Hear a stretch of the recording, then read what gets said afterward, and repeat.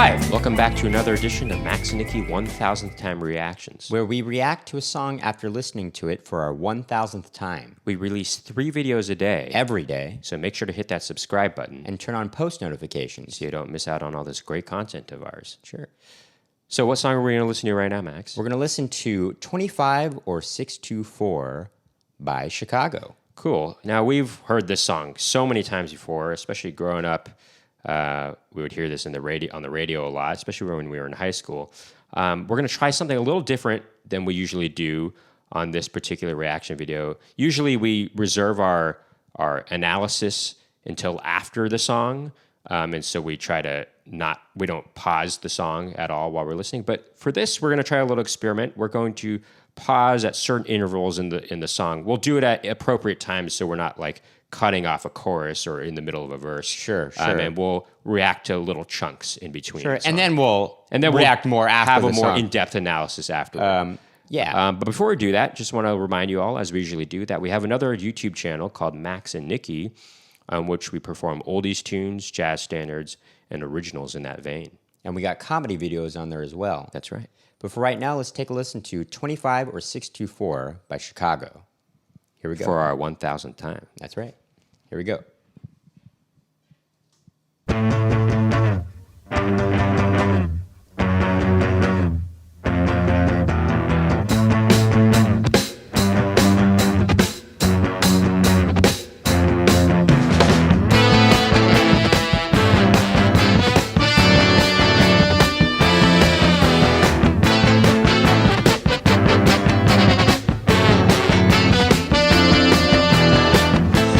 Waiting for the break of day,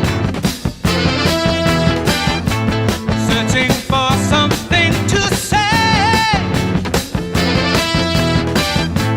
flashing lights against the sky, giving up, I close my eyes, sitting cross-legged on the floor.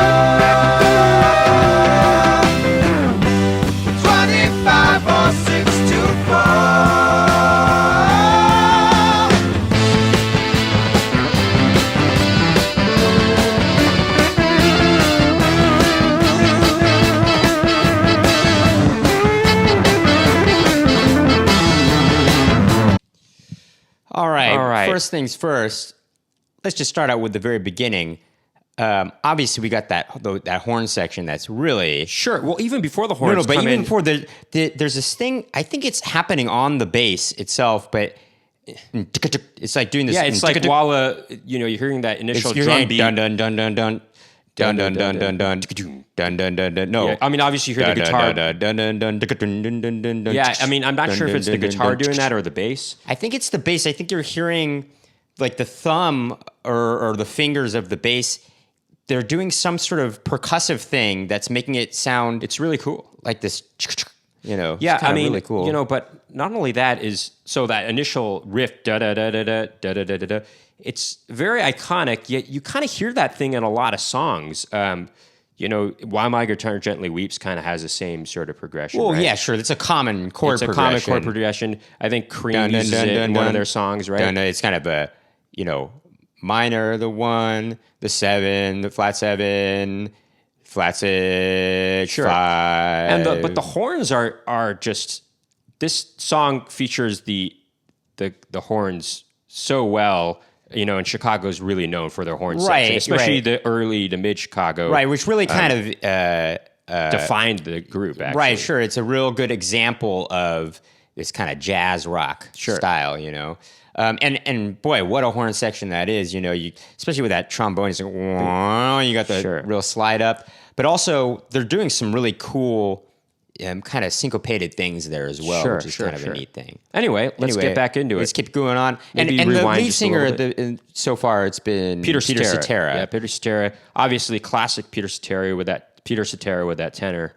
We'll talk about it later, but I think there was something about the way Peter Cetera sang that was interesting. We'll talk about later, but let's continue on with the song. Sure. Here we go. I mean, maybe rewind just a little bit because we're in the middle of a guitar solo here. No. Here we go, right? Staring blindly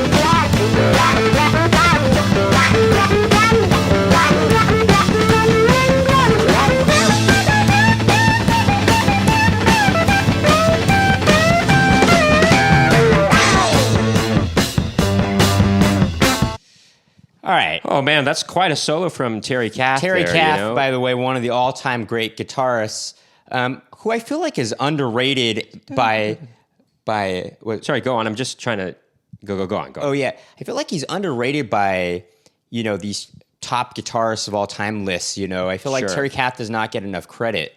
But what's interesting, he has got a real rockin' solo here. But if there's a live performance on YouTube of this, and I feel like that's I think it's better. I think he's soloing actually better than the actual recorded version. Sure. And it's the first time I realized, whoa, Terry Kath, he really deserves to be up there with the legends of guitars. Sure, guitarists, and he's not just during the guitar solo, but before that, he's got these really great fills. Actually, he's got these great fills.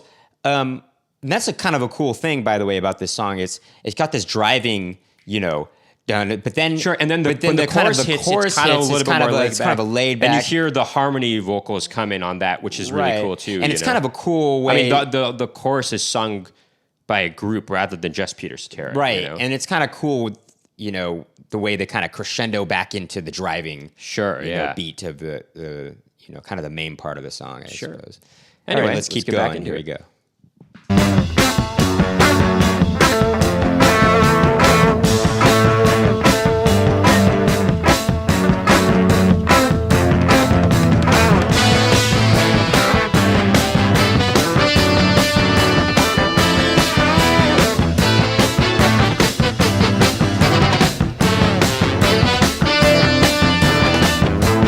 Feeling like I ought to sleep. Spinning room is sinking deep. Searching for something to say. Waiting for the break of day. Ooh, 250624. 250624.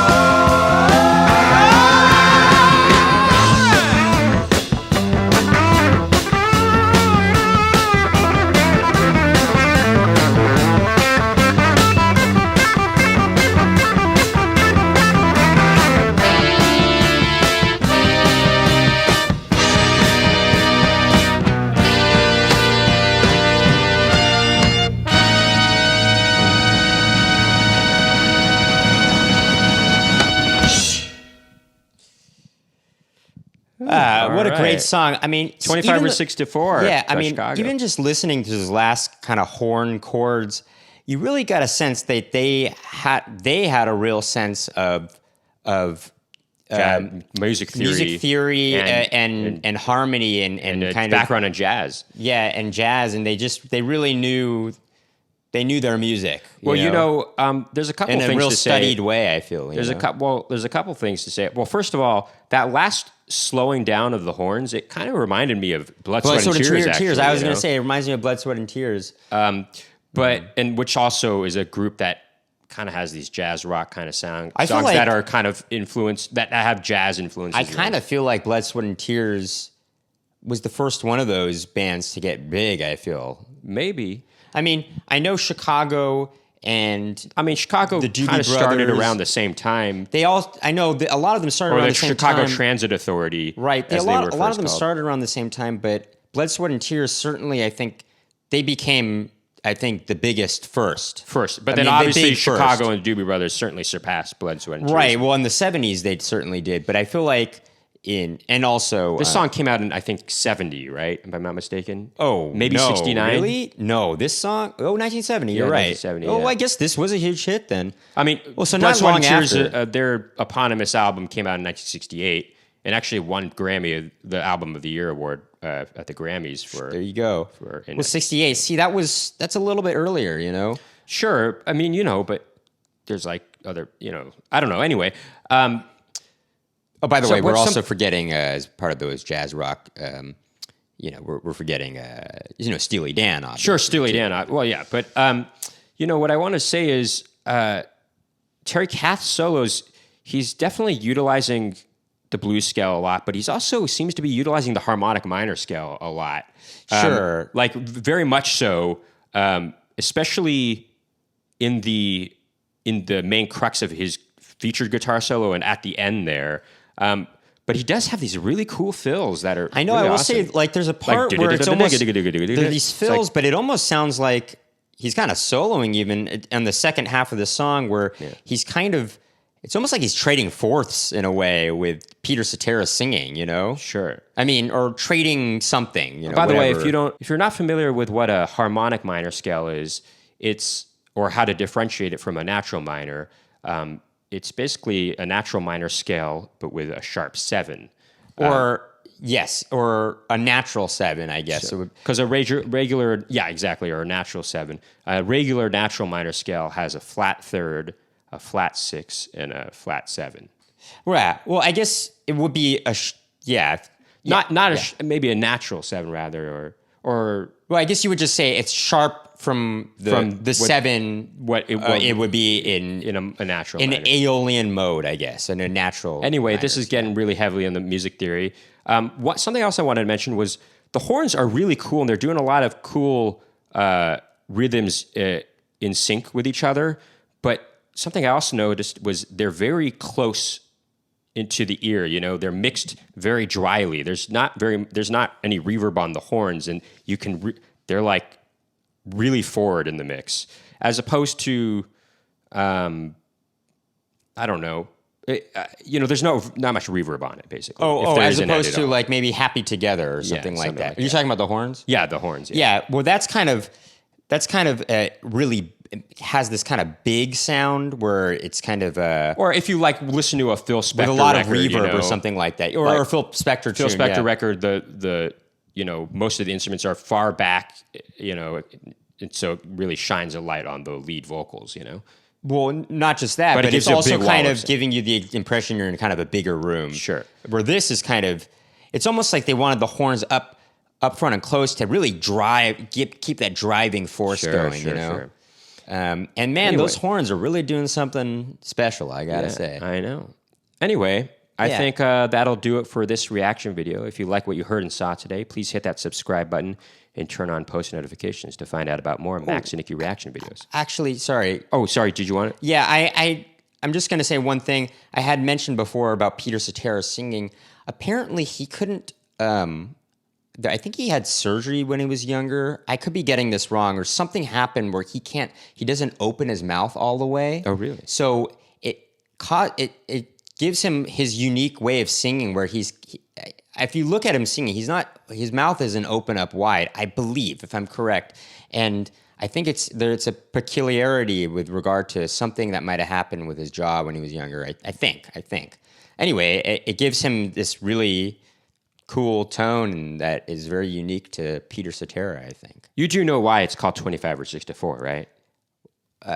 I think the audiences might know. Well, I don't want to them know if I don't know. Well, okay. Well, maybe you do know, Max, but they were working really late at night on, I think it was this song. Can you start that part over? You do know why it's called 25 or 64, right, Max? I think so. If the audiences don't know, so. They were, and I'm sure you do. I've read it. But if they were working really late into the night on this song, I think it was this song, and they looked at the time, and somebody it's like said 25 it was 25 or 6. 26 minutes to 4 Right, a.m. that's right. Is what, that's what right. it was, And so it's kind of gives an interesting meaning to the song. But anyway, I think that'll do it for this reaction video. If you like what you heard and saw today, please hit that subscribe button and turn on post notifications to find out about more Max and Nicky reaction videos. Please keep tuning in.